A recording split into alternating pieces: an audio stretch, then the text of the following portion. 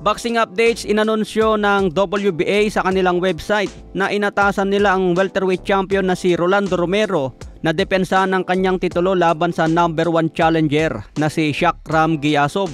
Inutos din ng WBA na ang featherweight champion na si Nick Bull ay dapat depensa ng kanyang titulo laban kay Brandon Figueroa na siyang number 1 sa featherweight rankings. Ayon din sa ulat, binigyan ng palugit si Romero at Giyasov na magkasundo sa kanilang laban hanggang November 13, habang si Nick Bull at Figueroa naman hanggang November 12.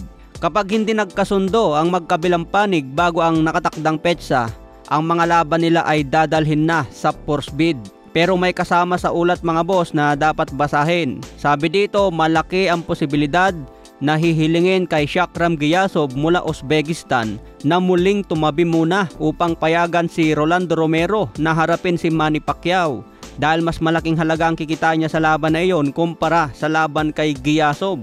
Ayan mga boss, ang ibig sabihin ng hihilingin na tumabi muna ay babayaran ito para magbigay daan muna si Giyasov kay Romero na pwedeng lumaban kay Pacquiao.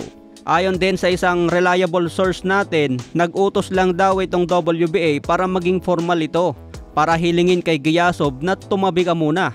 Kung pagbabasehan ang mga informasyon mga boss, tila may nangyayaring segue sa laban ni Manny Pacquiao.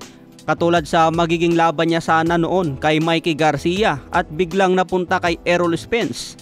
Kaya nakasuhan si Pacman ng Paradigm Sports dahil dun sa nangyari. Nagbago biglang nakalaban niya. Sinabi mismo ni Manny Pacquiao sa kanyang announcement, January 24 sa Las Vegas at mag-antay muna kung sino ang kalaban. Sinabi din niya sa press con na negotiating and finalizing na ang laban niya kay Rolando Romero. Sinabi din ni Sean Gibbons na ipapalabas sa PBC ang laban ni Manny Pacquiao. Pero ngayon kasi mga boss, biglang lumitaw ang mga balita na sasanib si Manny Pacquiao sa Top Rank para sa muling pagbabalik sa ring.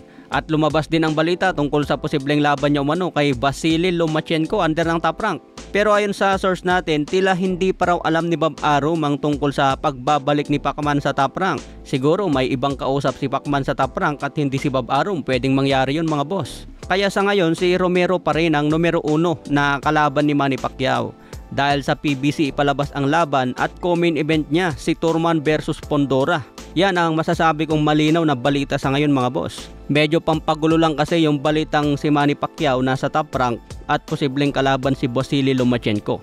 Kaya ang masasabi ko dyan mga boss, antayin na lang natin ang announcement kung sino talaga ang kalaban ni Manny Pacquiao. Okay mga boss, hanggang sa muli nating updates.